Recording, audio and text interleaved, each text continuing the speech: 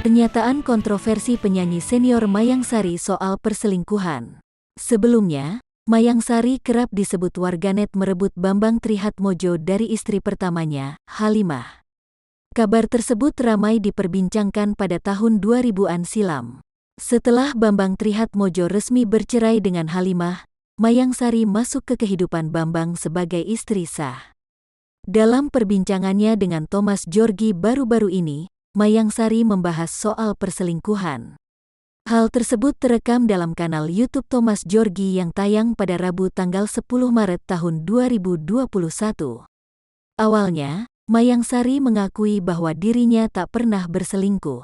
Ia mengklaim, dirinya adalah orang yang sangat setia kepada pasangannya.